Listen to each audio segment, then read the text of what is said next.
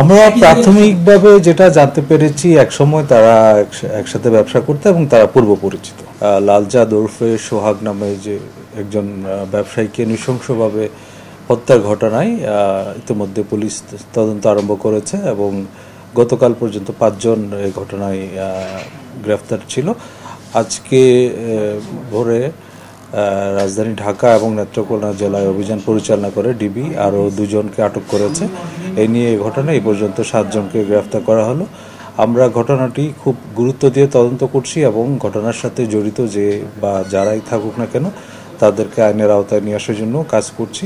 আশা করি খুব অল্প সময়ের ভিতরে ঘটনার প্রকৃত রহস্য উদ্ঘাটন সহ ঘটনার সাথে জড়িত অন্যান্য যারা রয়েছেন তাদেরকে আমরা আইনের আওতায় নিয়ে আসতে সক্ষম হব। যে দুজনকে গ্রেফতার করা হলো তাদের পরিচয় কি এবং তারা কি এই মামলা এবং কোত্থেকে? তারা দুজনেই এই মামলার এজাহারভুক্ত আসামি। রাজীব সে এজাহারভুক্ত 7 নম্বর আসামি এবং সজীব সে 10 নম্বর আসামি। আমরা তাদেরকে আটক করার পরে যাচাই বাছাই করে দেখছি তাদের প্রাক পরিচয় এবং এই ঘটনার সাথে তাদের সংশ্লিষ্টতা কতটুকু সবকিছু তদন্তাধীন রয়েছে। আমরা একটা বিষয় যে এখনো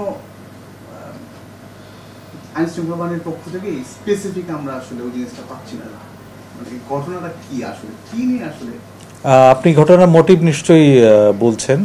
আসলে গত 9 তারিখে ঘটনা ঘটার পর থেকে আমরা নানাভাবে তথ্য সংগ্রহ করছি এবং ঘটনার প্রকৃত কারণ কি সেটা জানার জন্য যারা আমাদের কাছে গ্রেফতার হয়েছে তাদের কাছে জিজ্ঞাসাবাদ চলছে এবং এই ঘটনায় যারা পলাতক রয়েছে সিসিটিভি ফুটেজ বিশ্লেষণ করে তাদেরকে আমরা গ্রেফতারের চেষ্টা করছি।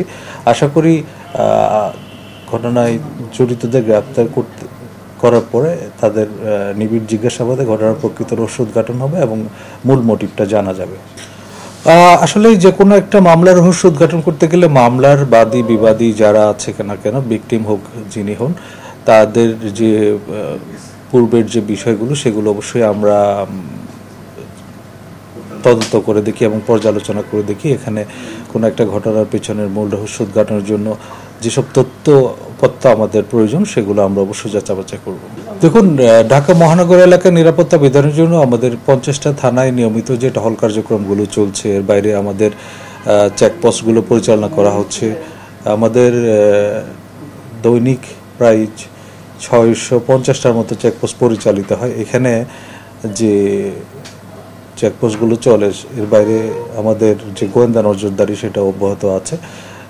মূলত রাজধানীর যে সার্বিক আইন শৃঙ্খলা রক্ষা করার জন্য আমাদের প্রিভেন্টিভ যে কাজগুলো সেগুলো আমরা পরিচালনা করছি।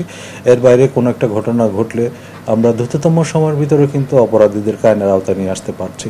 সো সার্বিকভাবে আমাদের আন্তরিকতার কোনো ঘাটতি নেই, আমরা পেশাদারিত্বের সাথে আমরা কাজ করছি এবং আশা করি রাজধানীর যে পরিস্থিতি সেটা স্থিতিশীল রয়েছে এবং জনজীবনে যেন স্বস্তি বজায় থাকে সে লক্ষ্যে আমরা আমাদের কাজ আরও বেগবান করছি। আইন শৃঙ্খলা পরিস্থিতির যে ইয়ারডিস্ট্রিক বা আমরা যেসব মানদণ্ডের ভিত্তিতে আইন শৃঙ্খলা পরিস্থিতি বিবেচনা করি, যে সার্বিক যে অপরাধ সূচক যেগুলো বিশেষ করে চুরি, ছিনতাই, খুন, ডাকাতি এরকম অপরাধগুলো যদি আমরা বিশ্লেষণ করি এগুলো কিন্তু খুব বেশি বেড়েছে সেটা বলা যায় না। আমাদের যে গত 1 বছরের অপরাধ বিশ্লেষণ করলে কিন্তু একটা স্থিতিশীল একটা অবস্থা আমরা দেখতে পাই। এর বাইরে 2-1টা বিচ্ছিন্ন ঘটনা ঘটছে। আপনারা জানেন অনেক সময় অপরাধীরা তাদের যে অপরাধের কৌশল সেটা পরিবর্তন করে। আমরাও চেষ্টা করছি যে তাদেরকে আইনের আওতায় নিয়ে আসার জন্য। সাম্প্রতিক সময়ে যেসব বড় বড় অপরাধ বা দুর্ঘটনা ঘটেছে আমরা কিন্তু তাদেরকে আইনের আওতায় নিয়ে আসতে সক্ষম হয়েছি। তো এই ক্ষেত্রে আমাদের তৎপরতা অব্যাহত আছে এবং আমি মনে করি বর্তমানে যে কয়েকটা ঘটনার কথা আপনি উল্লেখ করেছেন সম্প্রতি, সেগুলোও তার ব্যতিক্রম হবে না। অপরাধীদেরকে অবশ্যই আইনের আওতায় নিয়ে আসতে হবে এবং আমরা যে কোনোভাবেই হোক তাদেরকে আইনের আওতায় নিয়ে এসে বিজ্ঞ আদালতে প্রেরণ করব।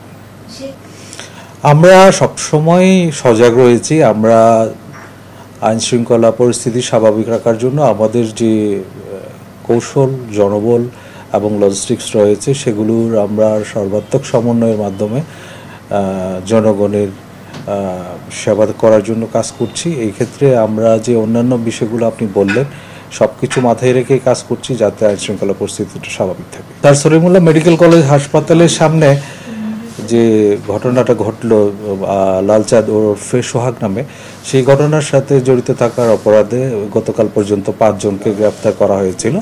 আপনারা জানেন ইতিমধ্যে গত রাত্রে ঢাকা এবং নেত্রকোনায় অভিযান পরিচালনা করে ডিবি এই ঘটনার সাথে জড়িত থাকার সন্দেহে আরও 2 জনকে গ্রেপ্তার করেছে। গ্রেপ্তারকৃতদের নাম হচ্ছে রাজীব ও সজীব। তাদেরকে আমরা পুলিশ হেফাজতে নিয়েছি এবং তাদেরকে জিজ্ঞাসাবাদ চলছে। এই ঘটনার সাথে জড়িত অন্যান্য যে অপরাধীরা রয়েছে তাদেরকে আইনের আওতায় নিয়ে আসার জন্য আমরা কাজ করছি। আশা করি অল্প সময়ের মধ্যে এই ঘটনার সাথে জড়িত অন্যান্যরাও পুলিশের হেফাজতে আসবে এবং ঘটনার প্রকৃত রহস্য উদ্ঘাটন সব আমরা প্রাথমিকভাবে যেটা জানতে পেরেছি, একসময় তারা একসাথে ব্যবসা করতে এবং তারা পূর্ব পরিচিত।